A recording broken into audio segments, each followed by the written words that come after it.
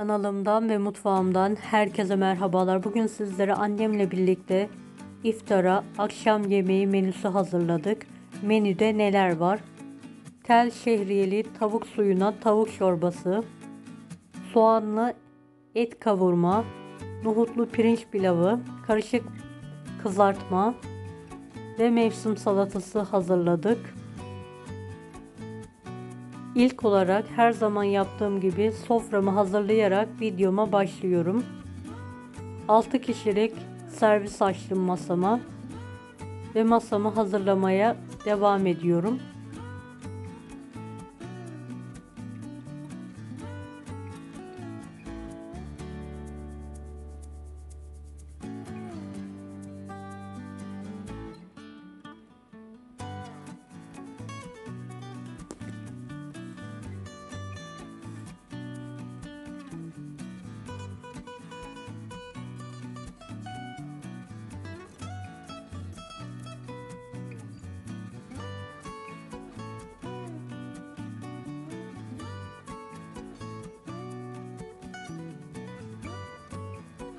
Evet, masam hazır. Artık tariflerimize başlayabiliriz. İlk olarak çayın yanında atıştırmalıklar hazırladım. Onları servis ve sunuma hazırlıyorum. Evet, çikolatalı hurmalarımı servis tabağıma alıyorum.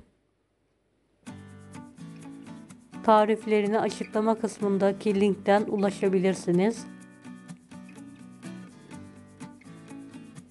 Evet, çikolatalı hurmalarımdan sonra bir kısmına da geçen seneden hazırladığım pestillerimi koymak istiyorum. Tarifini açıklama kısmına ekliyorum. Oradan ulaşabilirsiniz.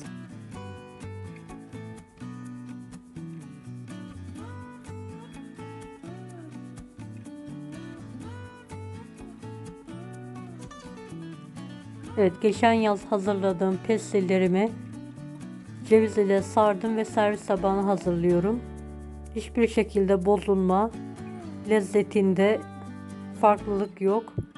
İlk günkü yaptığım lezzette şahane pestillerimi bir kış sakladım. Gördüğünüz gibi servis tabağım hazır. Evet, bir gün öncesinde hazırladığım baklavamı servise hazırlıyorum.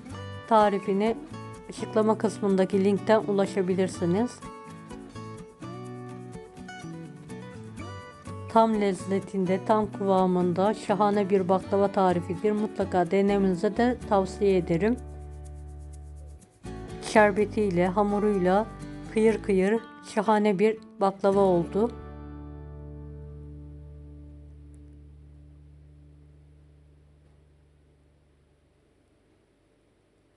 Evet, sabahın erken saatlerinde annem 1 kilo eti yıkayarak biraz su ekleyerek kavurmaya başladı.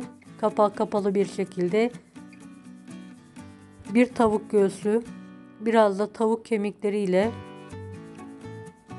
bolca suyla tavuk göğsünü haşladık ve tavuk parçalarını servis tabağına alıyorum. Haşlarken bir yarım soğan eklerseniz tavuğunuza suyu daha lezzetli ve kokusuz olacaktır. Tavuk suyunu süzerek çorba için hazırlıyorum.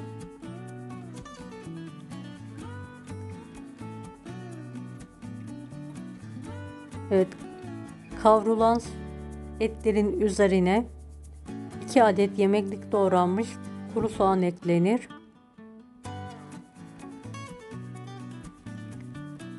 50-60 gram damak tadınıza göre tereyağı eklenir. Biraz da zeytinyağı gezdirerek et ve kuru soğan kavrulmaya bırakılır. Evet, karıştırılır. Kapağı kapalı bir şekilde kavrulmaya bırakılır. Evet, yeteri kadar kavrulan etimizin altını kapatıyorum ve et yemeğimiz hazır, pişti. Çorbamız için uygun bir kaba 2 kepçe dolusu un alınır. 3 kepçe dolusu yoğurt eklenir. Yeteri kadar su ilavesi yaparak pürüzsüz bir karışım hazırlanır.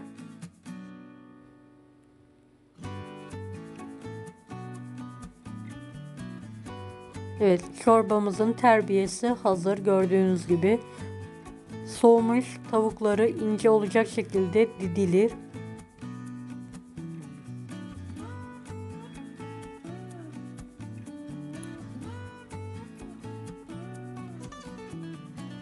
Kaynayan tavuk suyuna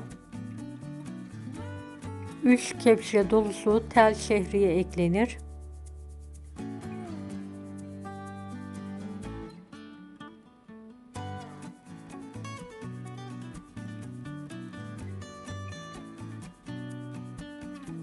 Evet, tel şehriyeler biraz haşlanmaya bırakılır.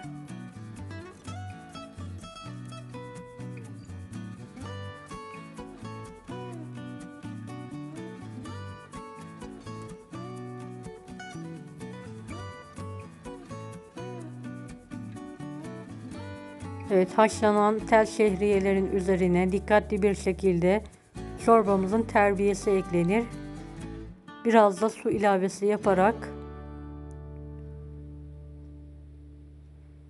2 tatlı kaşığı tuz ilavesi yapılır ve sürekli karıştırarak çorba pişirmeye bırakılır. Çorba kaynadıktan sonra, köpüğü dağıldıktan sonra üzerine didiklenmiş tavuk eti eklenir. Tavuk suyun yağlı olduğu için üzerine yağ kızdırıp gezdirmiyorum. Direkt kuru nane ekleyerek çorbamın altını kapatıyorum. Evet, çorbamız da hazır.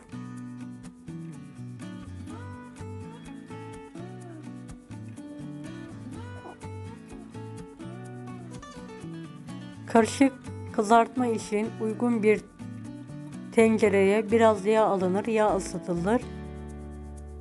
2 adet ince doğranmış patates eklenir.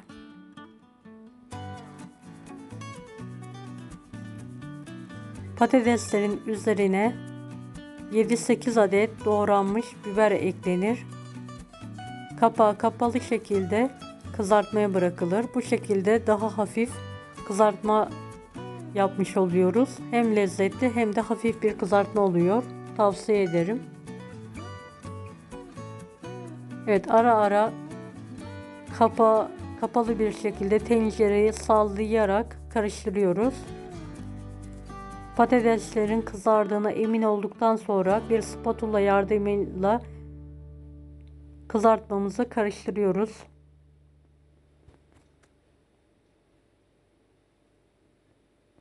Yağı biraz az gelmiş.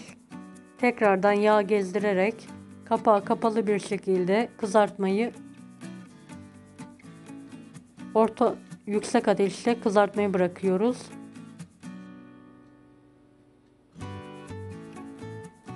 Üzerine damak tadınıza göre tuz serperek karıştırabilirsiniz kızartmanızı.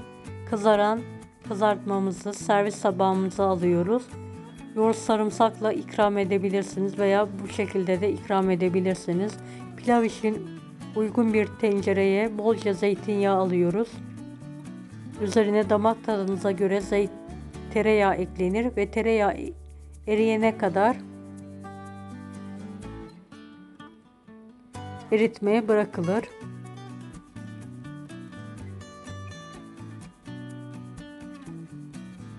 Üst su bardağı suda beklemiş pirinç suyu süzülür. Bol suda yıkanarak erimiş tereyağının üzerine eklenir. Pirinç topak olana kadar kavrulur.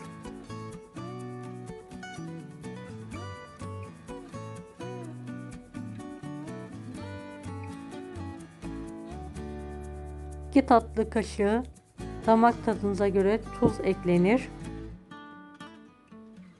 Yüksek ateşte pirinç karıştırarak kavurmaya devam edilir. Topak olana kadar. Topak olunca pirinçler üzerine haşlanmış nohut eklenir.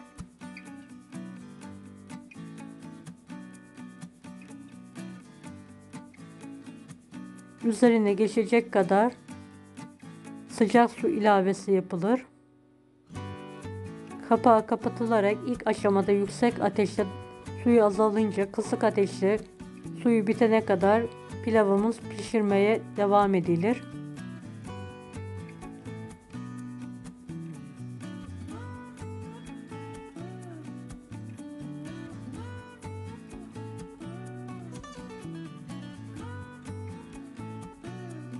Ve suyu bitince altı kapatılır, bir sofra bezine sarılır pilav. 10 dakika demlenmeye bırakılır.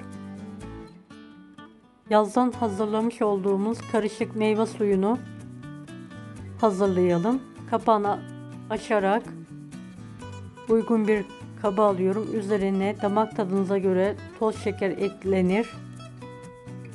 Biraz da içme suyu ilavesi yaparak şeker eriyene kadar karıştırılır. Daha sonra servis için sürahiye alıyorum.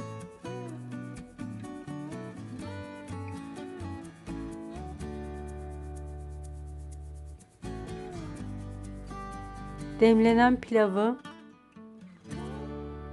karıştırıyorum. Dikkatli bir şekilde ezmeden.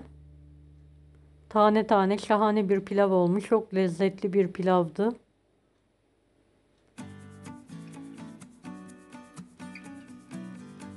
Annemin nohutlu pilavı meşhurdur. Evet, mevsim salatası için 2 adet yıkanmış marulu doğruyorum. Servis tabaklarına alarak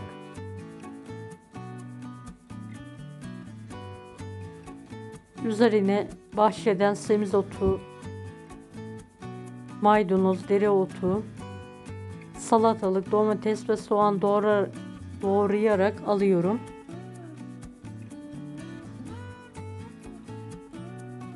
Evet, sebzelerin yarısı bahçeden tazecik, mis gibi salata oldu.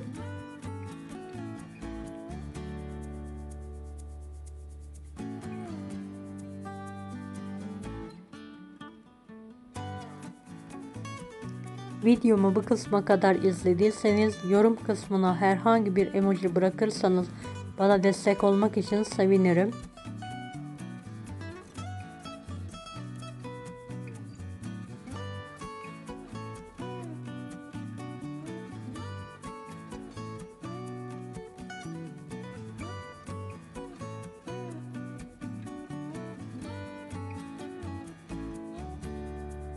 Evet, en son salatama limon ve yağ gezdirerek bitiriyorum ve servis için masama alıyorum.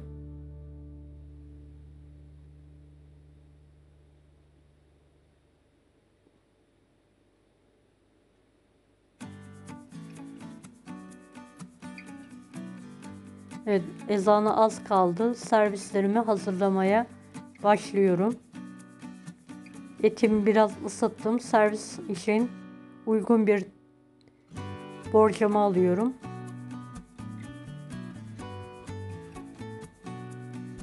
Evet, soğanlı et kavurması da lokum gibi şahane oldu.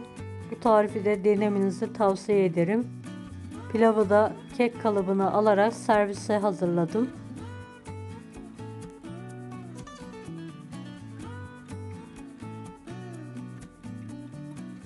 Pilav da tane tane tam kıvamında lezzetli bir pilav oldu.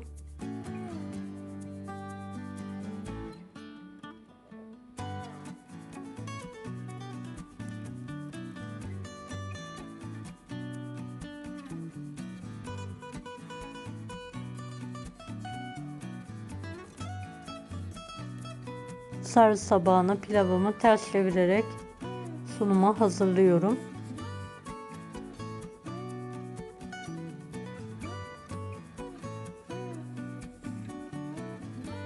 Evet, tariflerimi deneyecek olanlara şimdiden kolaylıklar dilerim.